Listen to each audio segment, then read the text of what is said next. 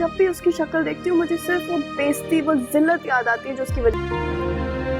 मैं अंदर चलकर बात करने के लिए नहीं आया। ये कह सकती हो कि आई एम ऐसा कुछ नहीं है, रोई नहीं हूँ, बस नींद नहीं पूरी हो।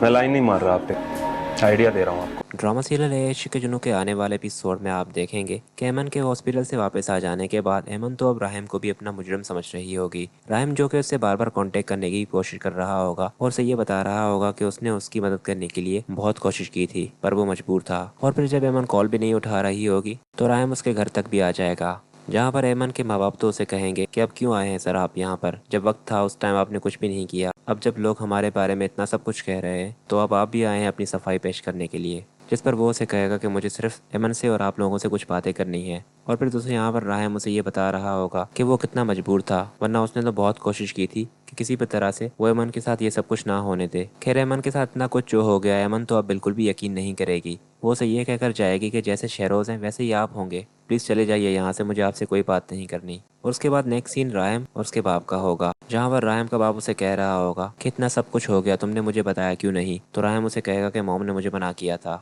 पर जो भी हुआ डैड बहुत ही गलत हुआ। एमन वहाँ मेरे पास जॉब करती थी और वो मेरी जिम्मेदारी थी। जिस पर उसका बाप उसे कहेगा कि बस ठीक है, जो हो गया सो हो गया, अब तुम इस सब का ब्लेम अपने आप पर ना लो। शहरोज ने तो जो हरकत की है मुझे तो शर्म आती है कि वो मेरा बेटा है। खैर उसके बाद नेक्स्ट सीन में आप देखेंगे एमन की माँ राहिम के बारे में बात कर रही होगी कि मुझे पता नहीं क्यों लग रहा था बेटा कि वो सच कह रहा है। मैं जानती हूँ कि वो लोग जालिम हैं, उन लोगों ने बिल्कुल भी अच्छा नहीं किया तुम्हारे साथ, पर इतना सब हो जाने के बाद भी कोई भी नहीं आया यहाँ पर तुम्हारे पास, पर राहिम मुझे मुख्तलिफ लगता है उनसे। जिस पर एमन उसे कहेगी कि ये भी उन्हीं की तरह है, यहाँ पर आकर वो सिर्फ अपनी इमेज क्लियर कर रहे थे।